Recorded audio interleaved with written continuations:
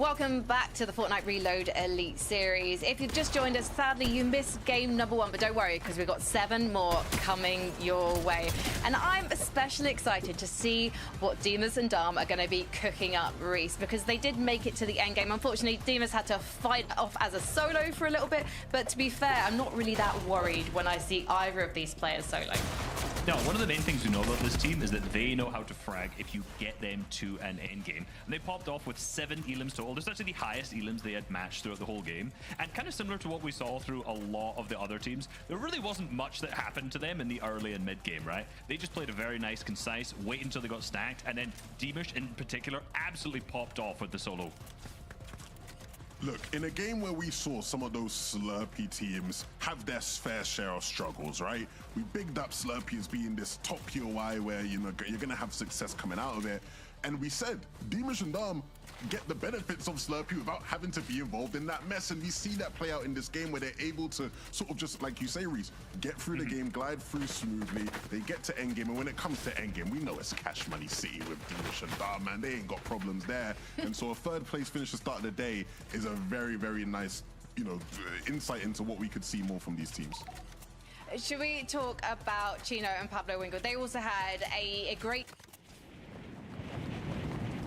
But we saw obviously the zone pulling down towards Fort Crumpet, and they dropped just above at the logjam. Yeah, definitely. I think one of the main takeaways from this first...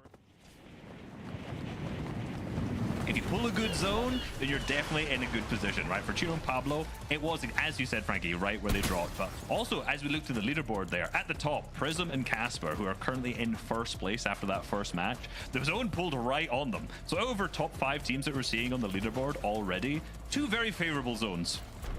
Look, Pablo and Chino are one of my favorite duos to watch. I think as far as individual quality goes, they can match up with any team in this lobby. Like, they are both so incredibly good, probably even the best. Let us know in the comments what you think about that one. But I think the big thing with these two is that, like, when they get to endgame, they're just going to make plays happen.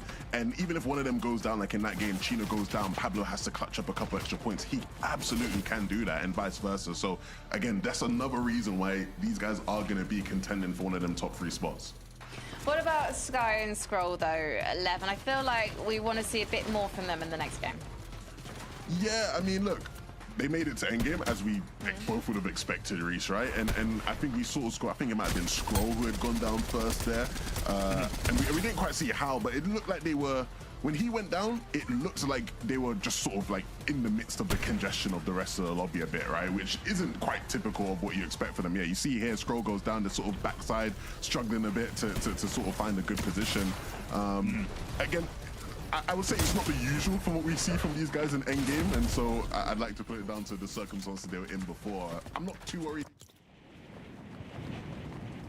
Most of their most successful matches that I've watched from them, in particular in Reload, is always, as I mentioned before this first game, they're always front low. And as soon as I saw them earlier into that match on a kind of mid-ground, stuffed at the backside layer, not with a huge amount of mats, I just immediately knew, like, that's not as comfortable a position for them, right? They thrive on getting to a good spot, fragging out and getting refreshes. There, they just kind of failed to. They did that jump around the side into the storm, and, you know, you have some of the best players in the world looking at you as you do that, you know, one of you is going to get knocked.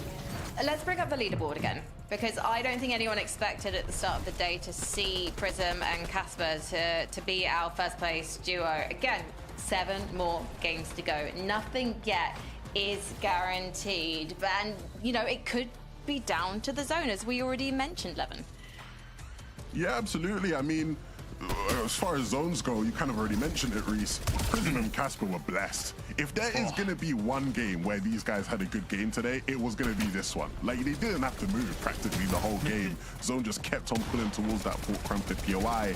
And so, again, I was impressed by them to actually go on and deliver on that, but it was as expected, right, with how favorable the zone was. Yeah, and at the same time, you know, I just don't want to take away their flowers and just say, Oh, they pulled zone, so they're top of the leaderboard. Like, they're clearly so good. They played that endgame incredibly well as well. Obviously, they had the advantage of having 150 and 150 mats going into the endgame, but they played out all the way up to a top second, tried to make a play for win in the first place, and almost managed to make it work as well. So, sure, they were blessed with that, but, you know, they're obviously a talented team who made it here to start with and then performed very well. Well, none of our duos who were dropping at Slurpy Swamps got bogged down in the situation, but they didn't exactly capitalize on all those duos around them either, Resub. No, they really weren't able to, you know. We were expecting, well, to be honest, we wouldn't really know what we were expecting. But off spawn, this just went back and forth and back and forth. You see, iDrop went down first, and then Vico was also, he went down afterwards. So they kind of traded back and forth, and we saw them later into the match, both with relatively good materials. So despite the messy off spawn, they actually got to a good spot, but it all kind of just fell apart actually after that. Yeah, I think we saw a bunch of the different potential problems these teams will have just outside of like the actual off-spawn fight itself, right? You have one situation where you might end up having, you know, to come out on the worst end of the fight, and then your loot is just on the recovery throughout the game. You have other people who then are just making micro mistakes when it comes to decision making and timing. It's not going to be an easy day at Slurpy. It's not going to be easy for anyone, so let's head back to the map. It's time for game number 2.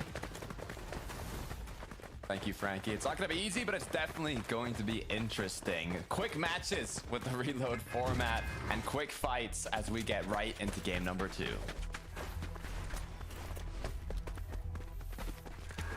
Initial takeaway, though, after beeping that leaderboard, Takata, eliminations are certainly going to be a key factor here today. Because the fact of the matter is, Twek, Mindro, they might have won the lobby with the Victory Royale, but that...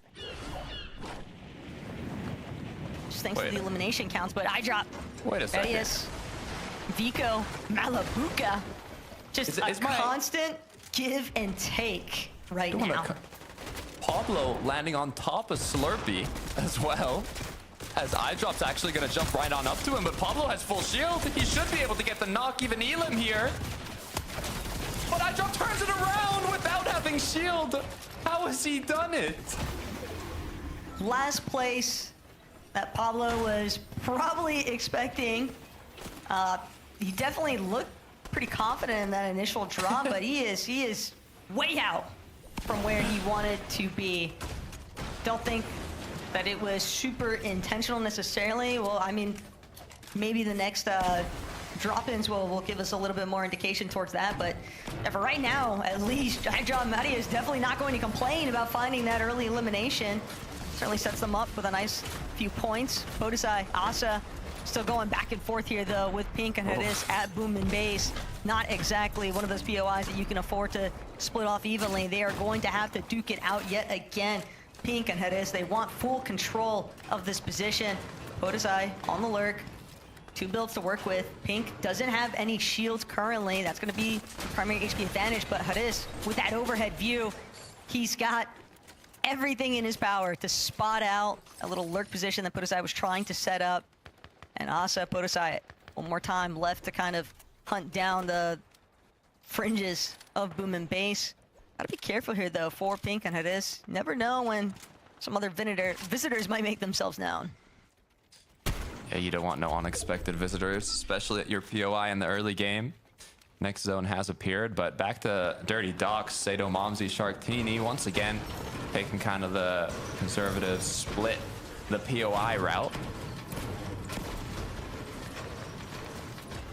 The only way that I really see Shark and Teeny maybe looking to try and pressure Momsy and Sato a little bit harder here at Dirty Docks is if they feel like it'll make the difference for them with like elimination score counts in the leaderboard. As things begin to kind of roll over, we start to see how the points are really going to accumulate.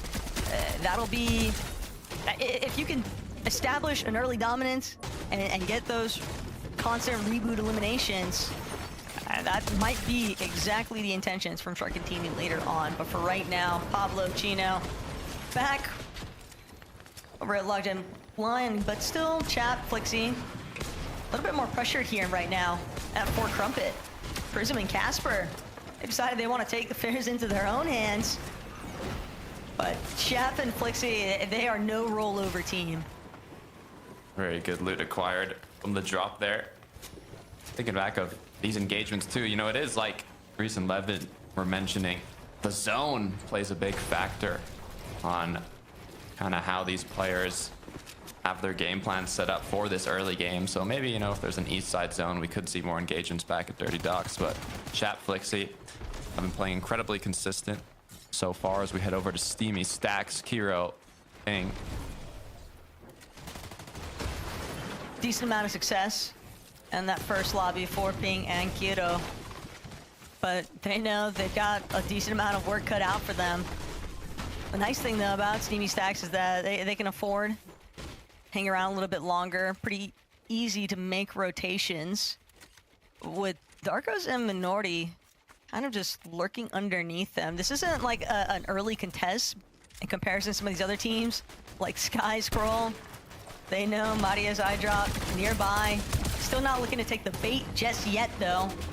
They're content to just continue farming out as much material as they can gather. They're going to need it. And we're probably eliminated a little bit sooner than what they've been hoping for in that last lobby, but one more time, Takata, it's just really showcasing how much more difficult it really is when you keep cutting down to only finding exclusively the best reload teams from EU. Yeah, they have been playing quite passive too, kind of staying away from Slurpee despite wanting to upgrade those more fights as well. Dimish, Darm, just setting themselves up positioning wise here. You see a lot of kind of passive play, just getting max materials, getting your loadout you want, because later on in reload, I mean, you're so compact with the players around you, it's incredibly difficult to come back from, you know, getting eliminated despite being able to reboot. Actually having your resources recuperated, getting the loot is near impossible with this caliber of lobby.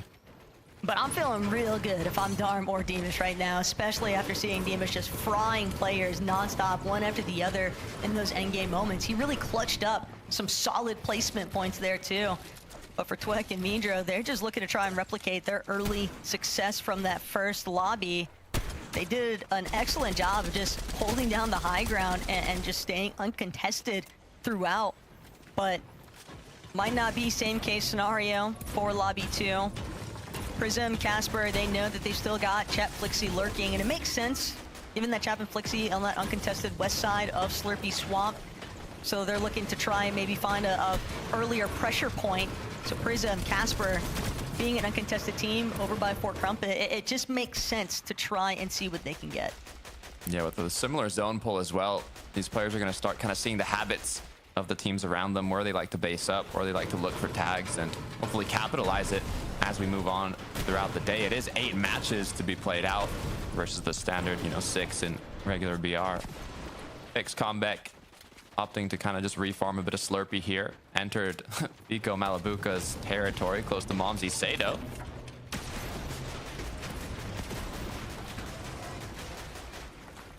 This could be real trouble right now, though, for Pablo and Chino. Forced to retreat.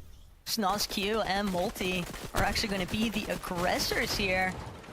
And you don't want to get too far caught out towards this southern position of Fort Crumpet. I mean, you get really easy to be held by a team like Prism and Casper or a little bit further in. Pablo, Chino, maybe just hoping that they can find a couple of quick and easy eliminations, but there's nothing quick and easy about this scale of lobby and the Reload Elite Series Finals, Takata. And they'll wait for the initial rotations to come through. First out of SnozQ and Multi.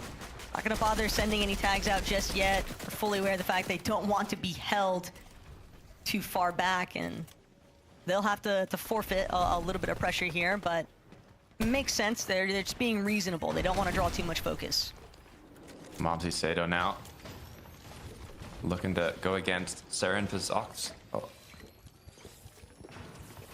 The thing with these, like you were mentioning in the last match, Taco, these early game kind of engagements with potential kind of constant ticks from Storm is you might be able to get away with it in opens or heats, but if you spend too much time here, we saw last game almost, I mean, basically did come down to a heal off. So with the med missed grenades in Sato's inventory, a key factor to the reload game mode currently, the meta of how these teams are playing out. You want to be able to tank as much Storm as possible in those final circles, and the more you do it now, the less you're going to be able to later. But it's a solid dead side position currently for Sato and Momsy, and if they can avoid a lot of the congestion that became so problematic for some of these other teams later on, for some of those like 7th and 8th zone rotates. I mean, we even saw iDrop and Medius, they got picked off by Shark and Teeny, for example. It's just very difficult to actually move with so many players kind of just piled on top of each other. And not only that, Takata, but we are in 5th zone, and yet every single team is still in this lobby. And I almost expect that to be a recurring theme up until the reboots disabled actually reign through at the start of that 7th zone, and it's just for good reason. Nobody wants to be the first one out. And sure, you can maybe build up a little bit of catch up off of elimination points, but these teams are just not giving a whole lot of anything to work with. And Casper, Prism, just waiting for their opportunity, but everybody can see where everyone else is based up at. There is pretty much nowhere to hide. Yeah, completely open. Like you were mentioning, this is 6th zone closing. Once that 7th appears, reboots are completely disabled. So this is kind of your last chance to solidify yourself in a position where you want to play those moving zones. Put aside Asa, though, great job kind of rotating themselves in. What they do have to be careful of is not getting caught off guard too late when the zone's already closed and everybody's already made their rotates, because they're just going to end up being the focus on their way back. But for Kiro and Ping, might have got themselves into a little tussle, but so far looks quite safe. A lot of these fights are still just kind of fizzling out on their own, but Lusha, Mappy, all he wants is for his duo to actually regroup with them. Kiddo and Ping, they're gonna take their opening to just get a move on. But this is a rough spot to be now. Lusha and Mappy, you never want to be some of the last to rotate in. Very strong odds of being held on the edge of zone, especially when a team like Casper and Prism are still holding themselves as the centerpiece. They recognize the fact, hey, at least one player got eliminated, and that's an opportunity for us to try and take advantage of from the reboots. This chat Flixie just extending a lot of space here. They've carved out so many boxes. And Lusha already on the opposite end. Snosky, Multi, Sharktini, there is just nowhere safe for him to look. Deemish Darm, though, on the other hand, they are rather isolated and still down. Next zone will be a half and half, so a lot of players kind of playing the edges here. Exofsky and Saren could get a massive pull if it ends up going.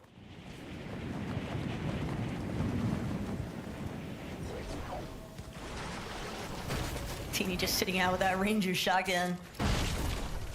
Can really pack a punch, but also got to be very wary of not drawing too much focus here. Happy and Lusha, they might not have any idea, though, that Teeny and Shark are still just sitting nearby. This is just such a prominent strategy, too, that Teeny has proven time and time again he loves to do. He will just set up in one spot, and he is so patient, and it almost always rewards him. Mappy and Lusha is still a little bit cautious. Ooh. They're moving forward, but Shark and Teeny, the moment they get behind them, they might find the opportunity to actually pounce. Snuz, Q, and Multi, though, they'll be forced to retreat. Pablo and Chino now going on the aggressive front here. Looking to see if they can find an opening. They don't want to overextend themselves, though. They still have a bit of a rotate to come through. Potential shots now. Crash pad gonna be used. Want to stay grouped together is the big importance here. Gotta be careful of players landing in their box, but Shark and Teeny up in the clouds, making... Taking a little bit of lobby focus for it, but more than enough builds to work through. And they managed to pull themselves towards more of a dead side position.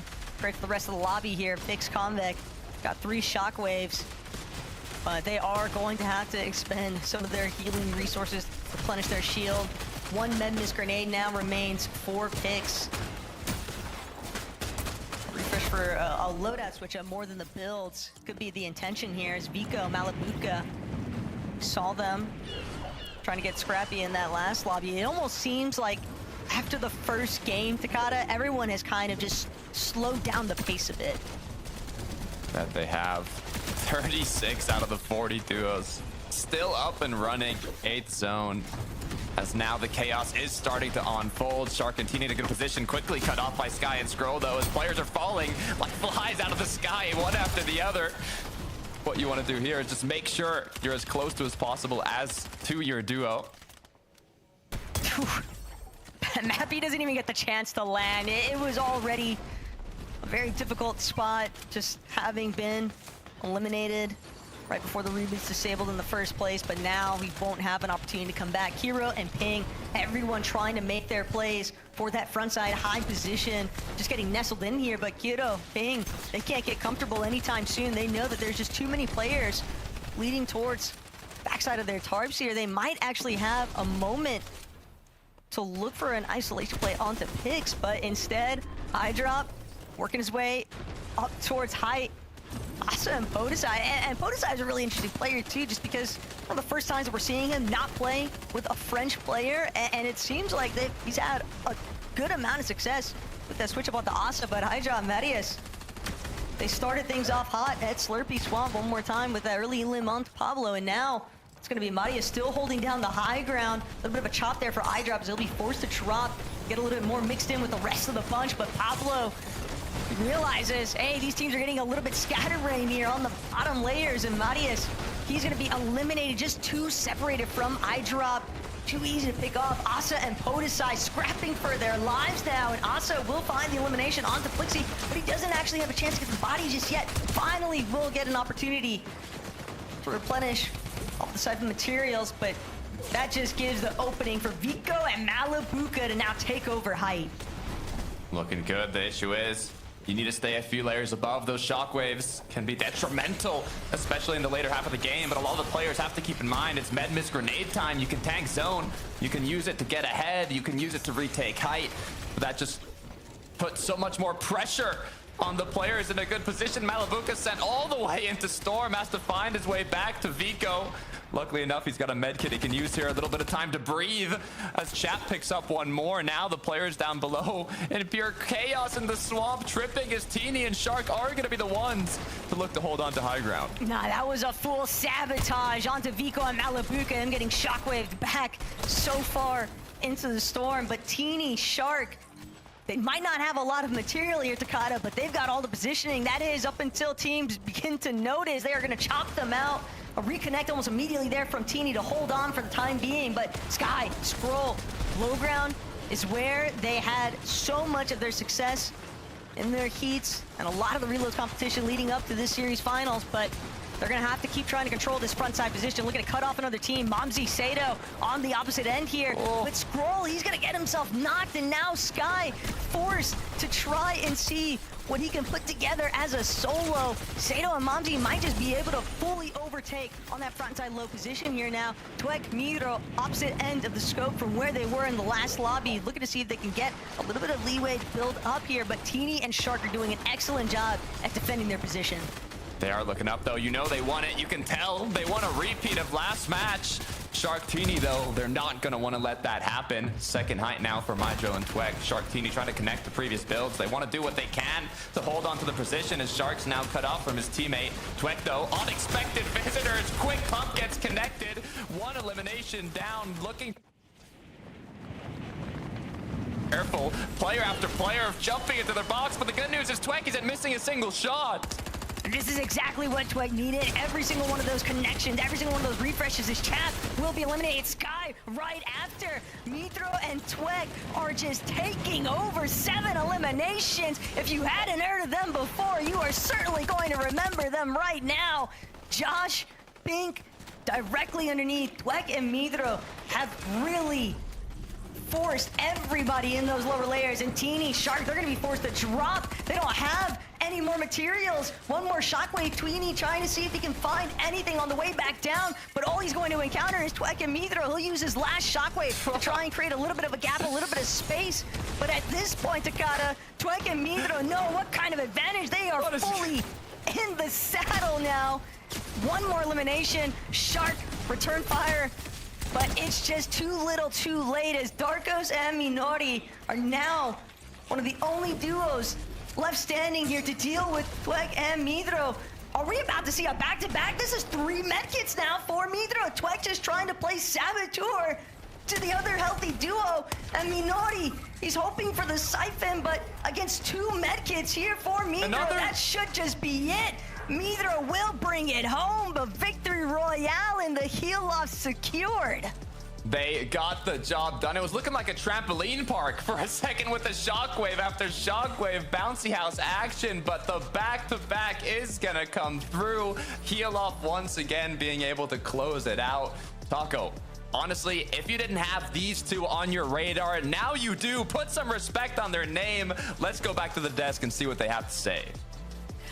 Thank you very much. So it wasn't the zone thing. Twek and Midros are showing that they can conquer everything. And they don't just pick up a second victory royale. They pick up a load of eliminations with it, Reese. Absolutely, and that's kind of a contrast to their first game. They won with a single elimination by just playing slow and high. And Levin, at the end of that game, you said, kind of scared to see how these zones pull. And what do they do if something else happens? I mean, here's your answer. That was about Prism. That was about a different team. That was about Prism. Sorry, I'll give you that. What I did say about Twix Duo, what I did say about them was I wanted to see, do they have the variety in their playstyle? They absolutely showed that in this game. Oh my goodness, they were moving nasty on some of their mid-ground layers. Like, I want to see the highlights because they were really clean. Some of the limbs they were picking up. You see this here, Twek. There's a point where he jumps in the box, yeah. He just slides across the guy's box. He doesn't say, right here. Oh, bang, slide, pump in the head, bang, you're gone. Back to the lobby. I mean, these guys, we might have just discovered like the GOATs right now of Reload. Like, where does this come from? Back-to-back games. I think all the people viewing partying right now would have done their top 5 lists. If any of them had Twek and Midro on their top 5, they have exposed themselves as time travelers. Nobody was expecting this team to have this type of performance. I'm very impressed. I mean, long may it continue. I mean, I've looked at the top 5 predictions that people have made so far. I can tell you, you're correct. They're nowhere. I don't see them on any, and I can tell you right now, they weren't on mine either. We've got to go to a short break. I've got so many questions. Hopefully you boys can answer them in just a few minutes.